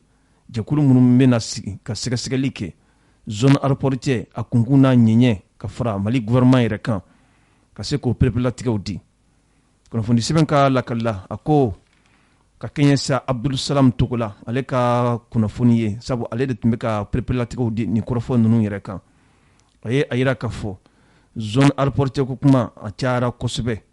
a bɛ waati jan bɔ olu farala ɲɔgɔn kan ka laɲini kɛ jamana faamaw yɛrɛ fɛ k'a fɔ u ɲɛna u ka jɛkulu kɛrɛnkɛrɛnnen sigi u bɛ fɛn min wele faransikan na commission d'enquête o jɛkulu ka se ka ɲɛɲinini kɛ min ye k'a fɔ zone aéroportuaire ko kunkun n'a ɲɛɲɛ ka se ka pereperelatigɛ di a ko abdulsalam ka pereperelatigɛw la a ko olu kɔni ye kunnafoni sɔrɔ min ye bɔlɔlɔw yɛrɛ sanfɛla ye k'a fɔ jamana faamaw u nana a yira k'a fɔ jɛkulu kɛrɛnkɛrɛnnen de bɛna sigi jɛkulu min jamana faamaw n'o ye gouvernement yɛrɛ ale bɛna ye a kɔnɔna na wa zone aéroportuaire maaw fana olu fana bɛna ye a kɔnɔna na kunnafoni sɛbɛn ka lakalila a ko nin kɔni kɛra nisɔndiyaba ko ye ninnu yɛrɛ bolo sabu n'i ye jateminɛ kɛ a bɛ waati jan bɔ olu yɛrɛ tun ka laɲini ye nin ye ni kɔnɔna yɛrɛ la sa a yɛrɛla ka fɔ min ye jamana faamaw ye ka fara min ye dugutigilakaw ye ani laadatigiw ninnu bɛɛ lajɛlen tun ka laɲini ye nin baara ninnu bɛ se ka pereperelatigɛw di gɛlɛya minnu bɛ zone aéroportuaire kɔnɔna na ka se ka a bɛɛ lajɛlen ɲɛfɔ a kumaw ka se ka ban ka kɛɲɛ n'u ka nin ɲɔgɔn lajɛ ɲɛ n'o ye assemblée générale ye u nana maa dɔw sugandi k'a fɔ olu de bɛna kɛ u ka nɔrabila ye nin commission yɛrɛ kɔnɔna na a yirala k'a fɔ min ye abdulsalam togola ye ale bɛna ye nin jɛkulu in kɔnɔna na yusuf jalo ale bɛna ye jɛkulu in kɔnɔ abdulayi kulubali ale bɛna ye jɛkulu in kɔnɔ boyo kɔnta ale bɛna ye jɛkulu in kɔnɔ hakililajigila ka bɛn ni janvier kalo tɛmɛnen san 2021 maaw kɔni ka yɔrɔ nana kari jamana faamaw yɛrɛ fɛ ka yira k'a fɔ k'u bɛ avion jigi kɛnɛ yɛrɛ kɔnɔna na nka a nana ye k'a fɔ ni maakɔfɛrɛ ninnu ka wulikajɔ senfɛ o nana kɛ sababu ye yɔrɔ minnu tun kan ka kari olu nana jɔ ka se ka kumaɲɔgɔn kɔni sabati sisan jamana faamaw ani ni maakɔfɛrɛ ni ɲɔgɔn cɛ kunnafoni an ye a sɔrɔ sɛbɛn min kɔnɔ u k'a ma ko l'indicateur de renouveau ɲɛtaga nana aw nalen jama bɛ sɛwara n'aw mana ne mana a tɛ ɲɛnabɔ ko aw nana ɲɛtaga yo aw nalen jama bɛ sɛwara n'aw mana a tɛ ɲɛnabɔ n'aw mana arajo ɲɛtaga yo n'aw mana a tɛ ɲɛnabɔ ko n'aw mana ɲɛta jama ko don n'aw mana a tɛ ɲɛnabɔ n'aw mana dɔnkibaru kuma sera n'aw mana ko n'aw mana tiɲɛ di kunun dɔ don n'aw mana ko n'aw mana arajo ɲɛtaga la n'aw mana ko n'aw mana jama bɛɛ sigilen don n'aw mana ko n'aw mana lamɛnbaa jama. An lamɛnbaaw kunnafoni sɛbɛn soir de Bamako ye a yira k'a fɔ min ye maître Kasim Tapo ye ale yɛrɛ ka kulu yɛrɛ tɔgɔ ko Morema kunun ko a yirala k'a fɔ Isakaw Jim ale ye bɛrɛbɛrɛtɔn ɲɛmaa ye bɛrɛbɛrɛtɔn min n'u b'a wele k'a fɔ ACRT faso ka wele u ye taamaw kɔni bila ɲɔgɔn na ka taa foli kɛ foli in kɔnɔna na kuma fɔlɔfɔlɔ olu nana tɛmɛ u ni ɲɔgɔn cɛ la ni ɲɛmaa fila Isakaw Jim ani maître Kasim Tapo ka kɛɲɛ ni Yusufu Konate ale ka fasiri ye a ye a yira k'a fɔ jɛkulu min bɛ yen k'a fɔ n'u b'a wele appel citoyen pour la réussite de la transition ACRT faso ka wele a ɲɛmaaba Isakaw Jim a ye wulikajɔ kɛ ka taa jɛkulu ɲɛmaa yɛrɛ yɔrɔ mouvement pour les refondation du Mali Morema ka bɛn ni kunun ko ye décembre kalo tile 7 san 2021 a yirala k'a fɔ ninnu kɔni ka nin ɲɔgɔn lajɛ in kɔni kɔfɛ Kasim Tapo ale ye pereperelatigɛw di k'a jɛya bɛɛ lajɛlen ye a ko Isakaw Jim a mana ale fɛ yen k'a fɔ ale de kɛra ka avocat ye ayi sabu Isakaw Jim maa do politiki maa do politiki ɲɛmaa yɛrɛ fana do jɛkulu min bɛ n'u b'a wele k'a fɔ ACRT o ɲɛmaa do ka da Mali yɛrɛ bɛ lahala min la bi a ka wulikajɔ a bɛ bila o minɛn de kɔnɔ u ye hakili jagabaw kɛ ka ɲɔgɔn hakilinaw k'u lamɛn o kɔnɔna na sa kɔrɔfɔw nana bɔ ka bɛn fɛn dɔw kan siga t'a la bɛɛ b'a dɔn k'a fɔ o ye tiɲɛ ye Mali bɛ lahala min na bi Mali tɛ se ka kɛ a dama jamana ye dugukolo sanfɛ cogoya si la o de hukumu kɔnɔ Mali kan k'i bolo di diɲɛ bɛɛ le ma bi kɛrɛnkɛrɛnnenya la min ye CEDEAO ye ani Union africaine fo ka taa bila Union européenne fo ka taa bila diɲɛ kurukara bɛɛ Mali kan ka kɛ jamana ye bi a mago bɛ jamana bɛɛ lajɛlen na ka se ka baaraɲɔgɔnya kɛ a ka nafa bɛ sɔrɔ sira minnu kɔni fɛ nin kɛra u ka kɔrɔfɔ ninnu fanbaw ye kɔrɔfɔ nana boli k'a yira k'a fɔ min ye hali waleya minnu bɛ ka taa bi ka ɲɛsin maaw yɛrɛ ma maaw bɛ ka wele fanga yɛrɛ fɛ n'i ye jateminɛ kɛ kɛlɛ minnu kɛra 1991 waati ka se ka maaw ka kumada di u ma u ka se k'u yɛrɛ ɲɛfɔ u bɛ fɛn wele faransikan na liberté d'expression a yirala k'a fɔ olu kɔni bɛ ka don galama la bi sabu n'i ye jateminɛ kɛ a ka kɔrɔfɔw nana boli Umaru Mariko ale yɛrɛ ka kow kan ka se ka ɲɛfɔli kɛ Umaru Mariko a y'a yira k'a fɔ siga kɔni t'a la a ye wulikajɔ caman kɛ 91 waati la ale yɛrɛ jɔɲɔgɔn dɔw bɛ yen minnu yɛrɛ tanyana i n'a fɔ Cabral olu tanyana nin ko ninnu senkɔrɔ nka ni a yɛrɛla k'a fɔ bi maaw kɔni ka kumadaw u bɛ ka datugu bi k'a sababuya kɛ fanga yɛrɛ dɔ bɛ yen nin ye gɛlɛyaba ye bi sabu n'i ye jateminɛ kɛ o fanga ninnu u ye kumaw fɔ ka tɛmɛ kunun ko n'a ma ya k'a fɔ olu de b'a la bi u kan ka maaw to yen u ka su k'u ka hakilinaw fɔ wa ale Tapo ale b'a ka kuma fɔ a tɛ maa nɛni a tɛ maa dɔgɔya nka fɛn min bɛ a kun na a kan cɛ a b'o fɔ bɛɛ lajɛlen ye panparanpan o kɔfɛ Isaka Jim ale ye kɔrɔfɔw ta a fana ye a yira k'a fɔ Mali bɛ gɛlɛya min kɔnɔ bi a sera sa an ka segin démocratie ma sabu an bɛ fanga min kɔnɔ bi o tɛ fanga ye fanga min ni démocratie fanga don a kan ka bi an ka fɛɛrɛ bɛɛ lajɛlen kɛ ka kalataw labɛn min ye wasaden kalata a ye jamanakuntigi kalata olu kan ka se ka labɛn démocratie yɛrɛ nasiraw kɔni fɛ nin kɛra Isaka Jim ale ka perepelatigɛ fanbaw ye nka cogoya min na aw bɛ faamuya jɔnjɔnw sɔrɔ a la Isaka Jim a ye perepelatigɛ min di bamanankan na an ka jɛ ka dɔɔni lamɛn o la ka da waati yɛrɛ ni a cogoya kan. Bon, an bɛ Ala tanu ka Ala barikada an y'a fɔ tubabukan na k'a fɔ gɛlɛya b'an ka jamana kɔrɔ kɛrɛnkɛrɛnna fan bɛɛ fagaliw ni jolibɔn bɛ fan bɛɛ wolomasiri tabagaw ni civil an bɛ dugawu kɛ fɛn fɛn fatura Ala ka hinɛ kɛrɛnkɛrɛnna min kɛra Bayangara ani a laminiw na ka Ala deli Ala k'an ka jamana kisi a ɲɔgɔn wɛrɛ ma o kɔfɛ an y'a fɔ min ye Morema président ye l'excellent Maître Tapo mɔgɔ min don wulikajɔ démocratie lafasali la a ma daminɛ bi maa fana don maa faamuyalen don faamuya caman b'a la kodɔn caman b'a la an ko an kana yan nakun fila b'an na a fɔlɔ ka bonyamasegin kɛ a ye wulikajɔ min kɛ principe n'o ye ka la liberté d'expression k'o lafasa ani fana politiki hakilila ɲuman minnu bɛ jamana jɔ k'a ye fana k'a fɔ bi a ka kan asɛrite ka wuli ka ɲɛsin kulu ma kulu minnu jɔyɔrɔ ka bon démocratie dɛmɛni ni démocratie waleyali la ani parti politique fɛn o fɛn bɛ yen n'u ka laɲini ye bi an ka taa kalata jɛlen na an ka bɔ nin lahara in kɔnɔ jamana ka segin a ka taabolo kɔrɔ la n'o ye président ka sigi ni jamanadenw ka danaya ye députéw ka sigi ni jamanadenw ka danaya ye ani diɲɛ ka ɲɔgɔn faamu ani diɲɛ ka bɛn an ko an bɛna hakililaw a lajɛ ani Morema ɲɛmɔgɔ an ye ɲɔgɔn faamu ko caman na an ko o n'a ta bɛɛ wagati nataw la an bɛna kulu sigi ka hakili jagabɔ kɛ maa o maa bɛ jamana kɔnɔ n'o ye parti politikiw bɛ hakililaw ye minnu ka laɲini ye démocratie basigi kɔnɔ lafiya kɔnɔ jamanadenw ka danaya da président sigilen kan ani député sigilenw kan pour que jamana ka se k'a yɛrɛ sɔrɔ ani diɲɛ ka se ka bɛn an ko an bɛna hakililaw a lajɛ ani Morema ɲɛmɔgɔ an ye ɲɔgɔn faamu ko caman na an ko o n'a ta bɛɛ wagati nataw la an bɛna kulu sigi ka hakili jagabɔ kɛ maa o maa bɛ jamana kɔnɔ n'o ye parti politikiw bɛ hakililaw ye minnu ka laɲini ye démocratie basigi kɔnɔ lafiya kɔnɔ jamanadenw ka danaya da président sigilen kan. Alors ka da waati yɛrɛ ni a cogoya kama an bɛna Isaka Jim ka kɔrɔfɔw da nin yɔrɔ in na ni Ala ma basi kɛ Donkubari nata la an n'a tɔ da aw tulo kan min ye Maître Kasim Tapo fana ye ale ka kɔrɔfɔw fana bɔra o fana b'an bolo inshallah